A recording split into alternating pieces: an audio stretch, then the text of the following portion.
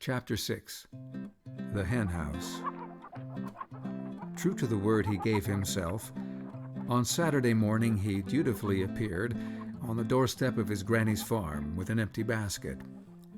Cecilia Fredericks always enjoyed William's exuberant company.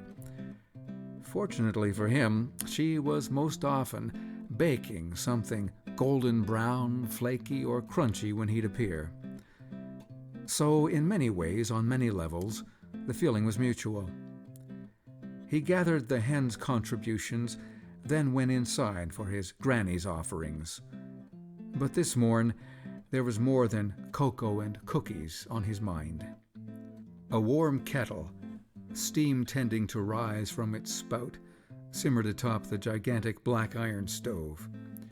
His granny stoked the logs, replaced the lid, and held a towel by both corners as if she was to bundle a baby in it.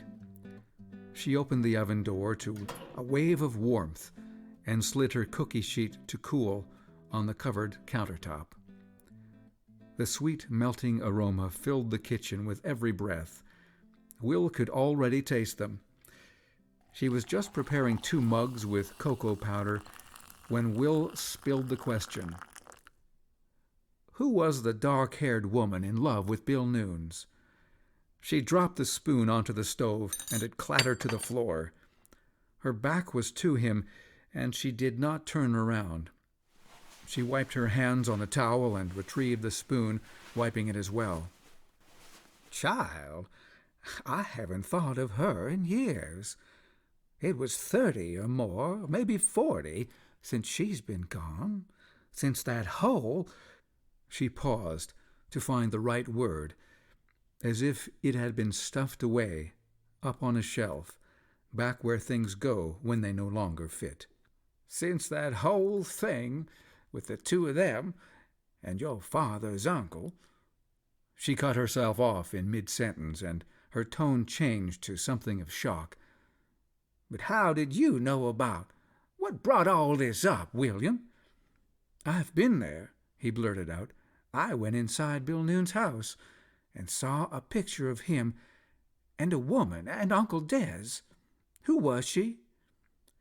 Cecilia looked down at him thoughtfully for a moment, then turned for the mugs, filling them with the boiled water. I think I need a little sugar, she said, placing the steaming mugs on the kitchen table and sitting down across from her grown grandson. She blew softly on the swirling surface and took a sip. Finally she spoke. I wouldn't be surprised if every living or lingering body in this town is harboring something, some secret they're scared to death of, scared to look at and scared to let go of. Well, I think you're old enough now to know. I know. I was there at the time, right in the thick of it. Your father was just a boy, probably 11 or 12, when Bill Nunes rolled into town. Everything was different then. Things were good. We had this farm, your grandfather and me and your mother. Well, Nunes, he wasn't called Bill in those days. It was William Sinclair Nunes, some distant removed cousin from royal blood or something. Anyway, he was going to change the world, and he did. She laughed at her own observation and gently nodded. He sure as sin did. The 3 of them come over here from the old country. I did not know Desmond then. I had seen him around town now and then. He was a wandering spirit, a shifting wind. He never really stayed around for long. He was always up north, trapping, I think, or gold panning or some other such nonsense up with the Indians. He'd breeze into town with furs and God knows what else. Then he'd be up again to some island or jungle or what have you. For some reason, he always came back. He made a base of Twin Forks, and I guess I know the reason for that. She stopped and sipped again, both hands warming around the dark ceramic mug. William, love is a funny thing, she continued. It can make your life or simply destroy it, and both happened with that woman and your uncle. The old woman looked up with eyes opening wider to the memories that began to fill them. She was a certain beauty, dark flowing hair, just like you saw in your picture, and eyes like green yesterdays, sad and open and inviting, and how a man could just sink into them. Her complexion was... She lightly touched the back of her fingertips to her cheek. Well, let's say that the pair of them, her and Sinclair, made quite a show. They were a gorgeous couple. Yes, Bill Noons, he was handsome in those days, well dressed and full of sand and vinegar. Yes, William, the town welcomed them. But there was your great uncle, and that's when things went wrong.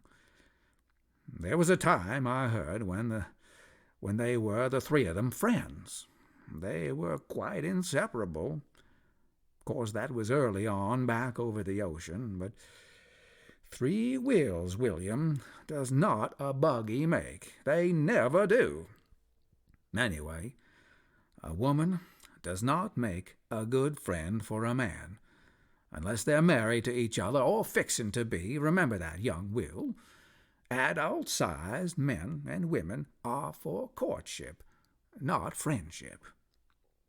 Well, she was an Ulster girl, one of the dark ones. The 3 of them fell in together, and both men ended up in love with Lily. She put down her mug in a not-so-delicate way. Of course, she said with some exasperation, then sighed and came back to the present. Help yourself to a ginger cookie, Will. They're ready now. He picked up 2 big ones and held one out for his gran. She smiled in the way that only true love can, accepted it, and clasped the top of his hand with her other palm. You're a good boy, Will. I don't care what anyone says about you. With that, they both broke out in laughter. Well, sit back down, son. I'd best let you in on the rest of it.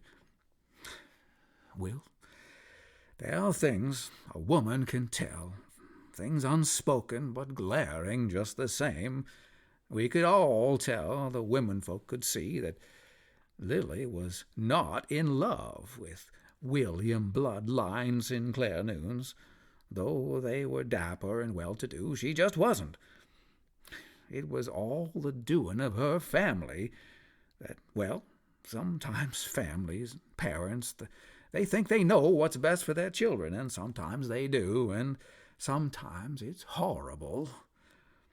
Well, he was well-placed, and your uncle was just not.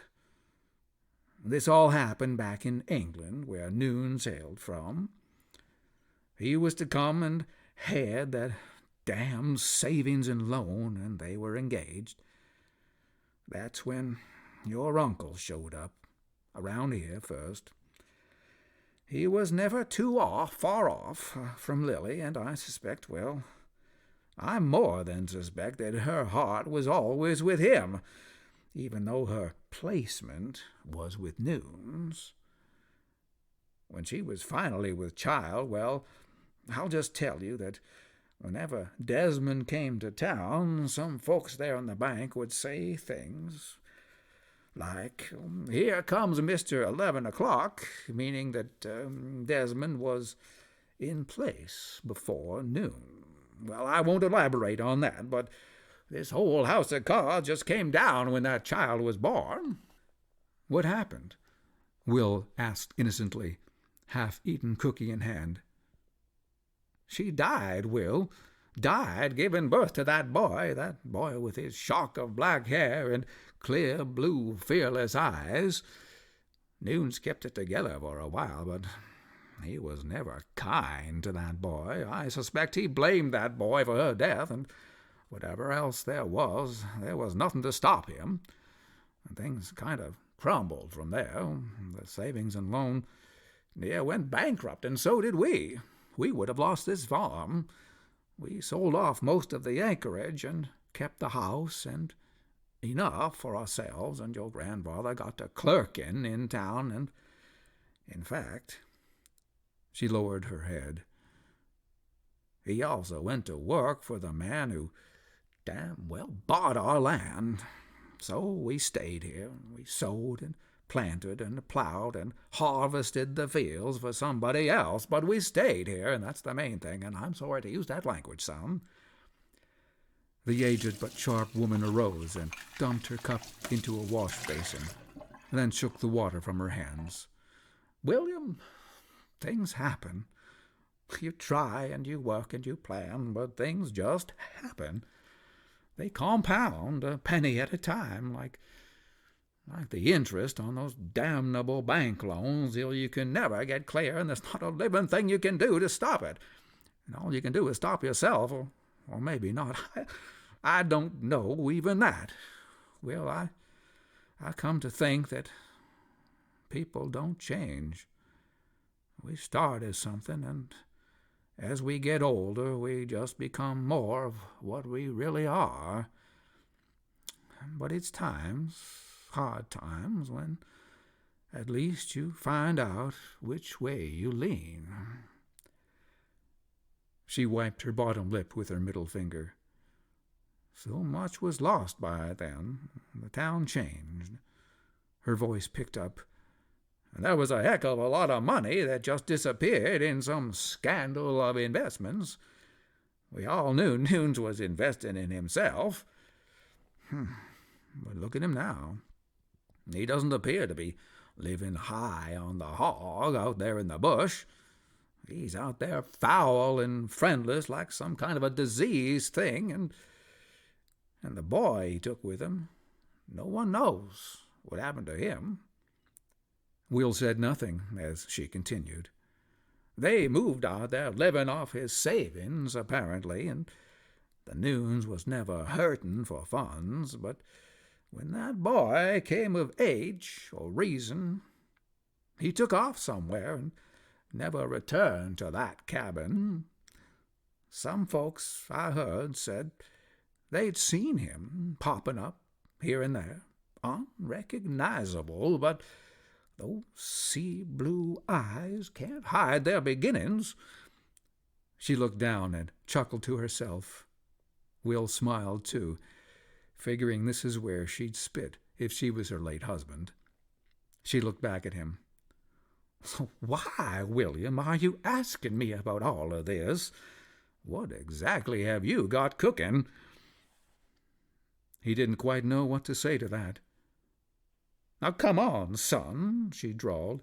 Just because the pot doesn't talk doesn't mean there's nothing brewing inside. Gran, he looked up reflectively and asked, do you know anything about Uncle Des and a red-lined handkerchief? Her eyes widened, and she burst out laughing. Now, how on earth do you know about that? Yes, I saw it once. There he was, your Uncle Des. We'd managed to rope him in for your father and mother's wedding.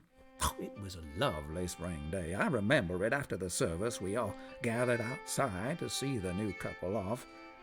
There he was, off by himself, just leaning against an oak tree.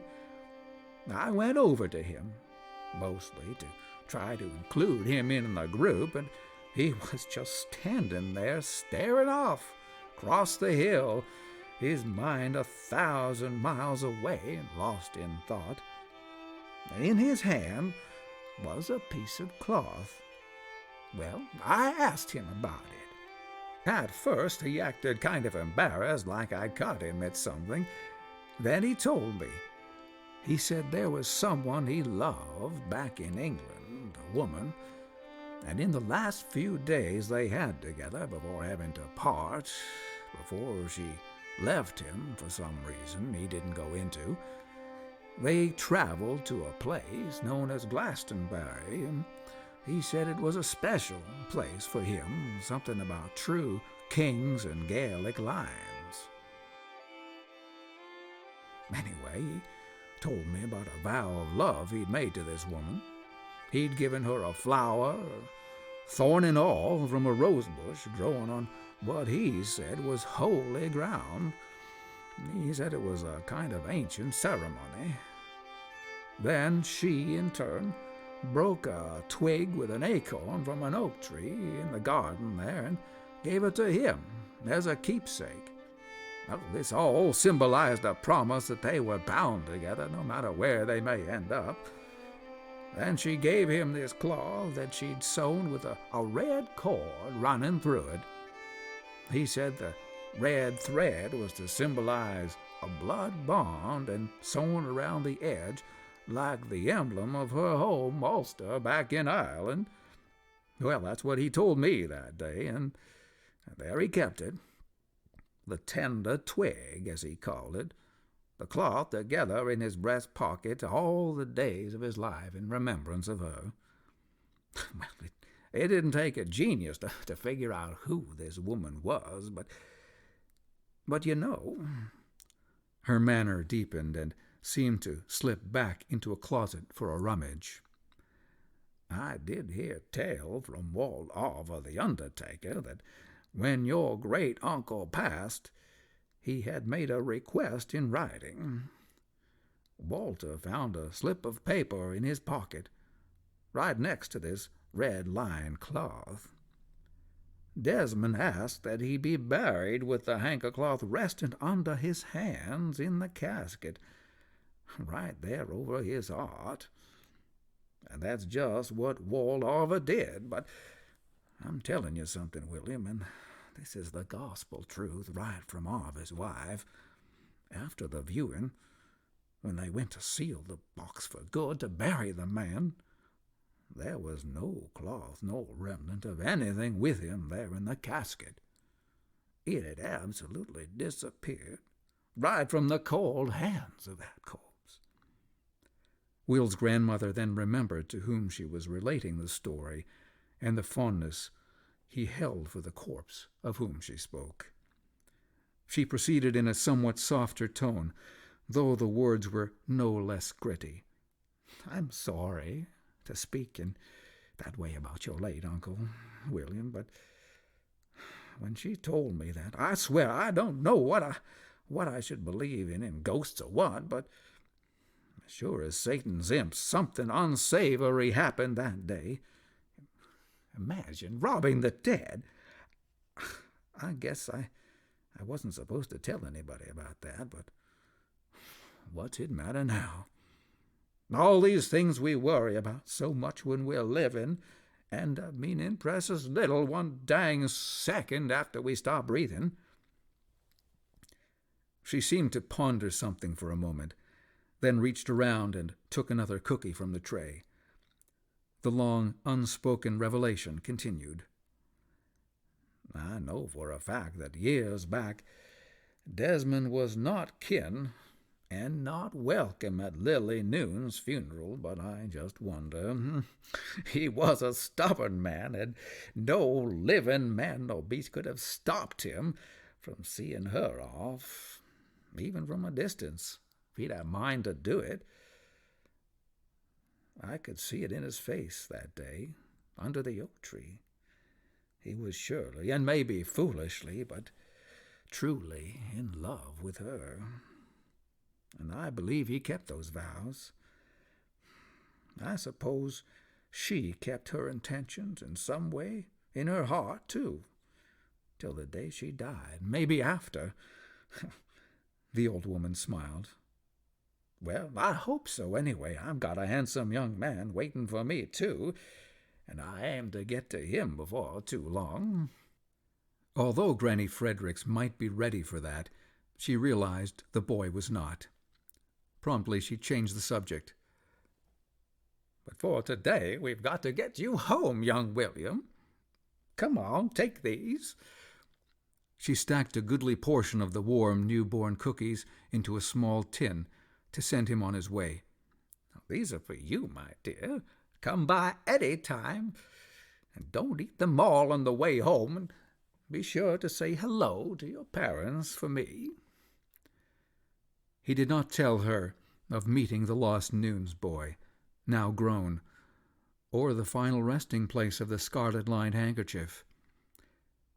He did, though, have one question gnawing on him that he hoped she could answer. "Gran, can I ask you one more question?" She nodded, and he let it fly. "I just want to know, what do women want?" Her head lowered and her eyebrows raised. After a moment of what seemed to be sizing him up, she spoke. "William, that is no small question." She looked down at her hands as she wiped them on her apron, then gingerly approached the subject. "There are all kinds of women in all stages of spiritual development. So sometimes giving a woman what she wants isn't necessarily the kindest thing you can do for her." She slowly handed him the words. "But if you have someone in mind that you're sweet on, you just tell her what you want and show her who you are by your actions. That's all. Honestly mean and do what you say. I know some folks today talk of finding a born soulmate, but you can look your whole life and never find that. A body must first find its own soul. Will, a young woman will want all the sparkle and window dressing in the world, but what she really needs in a man is someone to bring her thoughts back down to the earth, then by his example inspire her to look up. I know this kind of talk is not popular with today's modern teachers. Why, it's near 1890, but in my life, that's what I've seen." She handed him the tin and looked straight into his eyes. "Just become a good man, William." He raised the tin of cookies and simply said, "Thanks, Gran." They both knew he was thanking her for much more. "You sure know a lot," he added as he laced his boots. She smiled to herself and clasped her arms in front of her waist. "Well, William, when you get to be my age, that's just about all you'll do, is sit and know things that no one else remembers or wants to hear about." She had that sweet, sad look in her face again. He could almost see what she must have looked like as a little girl, and tried to imagine it. "Thank you, William," she said quite genuinely. "Thanks just for listening." He hugged her and was on his way. On that way, he noticed the October remains of wild flowers addressing the sides of the path. And so, tin of fresh baked in one hand and bouquet of fresh picked in another, a plan was freshly brewing on his mind. Back home he dunked the flowers in water and stowed them in his mother's root cellar for safekeeping. They would remain fresh, and the morn would see them to the hands of their intended.